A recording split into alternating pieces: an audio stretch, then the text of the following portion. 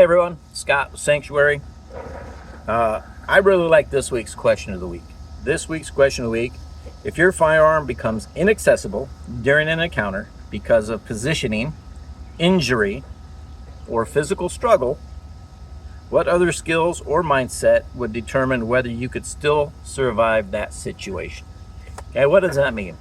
Let's say you carry inside the waistband at the 3 o'clock, right? You've got somebody you're grappling with. You let them get too close for some reason, and now you're all tied up. You can't get to your gun because they're right there. What other skills do you have to get distance? Do you have a skill set? Right? Or the other one is injury, right? You have a firearm, but in the midst of a struggle or whatever else might have led to the situation, all of a sudden that arm is not going to let you draw your firearm. Right? Have you practiced alternative methods to get to that firearm? Right? So there's other things there. I am a very big proponent for having some kind of a martial arts skill. Right? Firearms are great equalizers, right? But they are not the solution to every situation. Most of the time, being able to de-escalate might be the best solution. But as I've been watching some things with Aimpoint, Taking Aim, their podcast, law enforcement officers have started to think more like the situation might have ended differently had we just used some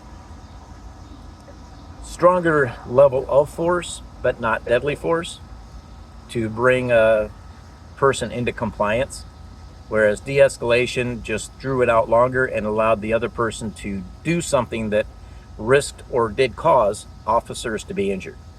So there's a debate out there about that kind of stuff.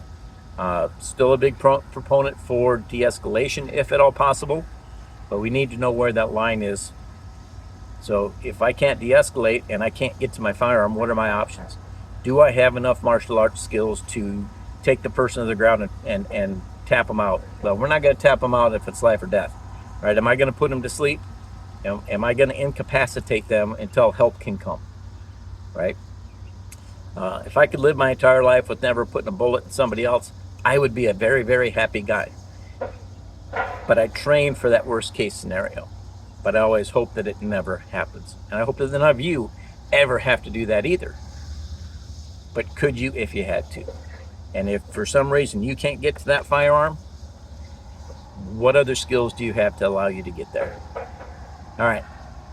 Smash the like, subscribe, comment. Please comment. Let me know what you think. Right? Really, your comments are what make this better for me and for the other people that come out and watch these videos when I do the responses to the question of the week. Last week I got my 2 owls to give me some feedback. That was great, but could sure use a few more than just those 2 guys. All right, I love those guys and I love you. I hope God blesses you and keeps you safe and protected. I love you all. See you in the comments.